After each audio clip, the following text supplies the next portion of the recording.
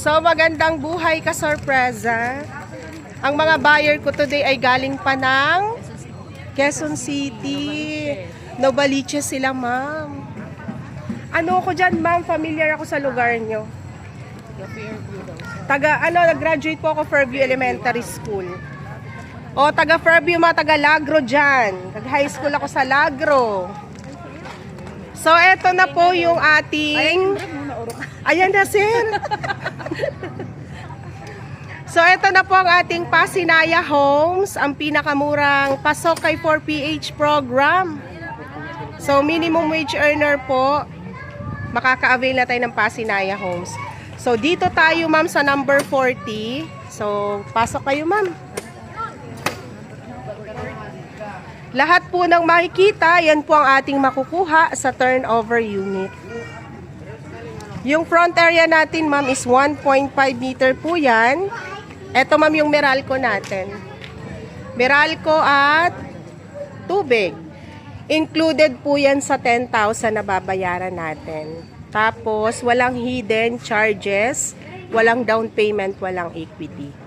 Pasok po kayo, ma'am, sa loob. Daming tripping today ka, sorpresa. Oh, charan! So, lahat po ng makikita, yan po ang makukuha. Buhos po ang second floor. At lahat ng faucet, ma'am, ha, included dyan sa ating turnover. Bumbilya na lang ang ating dadalhin. Eto, ma'am, laundry area natin. 2 meters po ito. Ito na yung drum na dinideliver ng ating buyer. Thank you naman kay sir.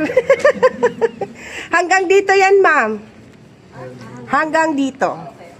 Kayo na magpapapader niyan, ma'am. Ganito po siya kalawak. 2 meters po ito. So, akyat tayo sa second floor. Ito, sir, yan ang purpose ng drum for rainwater. Pa-free na yan ngayon. Torong. Orokan pa, ma'am. Ang lot area po is 30. Ang floor area po is 32 square meter. Nagre-range lang po ito ng 2.6, 2.8 kay 4PH program. Yes, ma'am. Provision for 2-bedroom po ang ating Pasinaya Homes. Ipapakita ko po mamaya sa inyo, ma'am. Kung paano siya naging 2-bedroom. May ganito na siya, ma'am, pag na-turn over.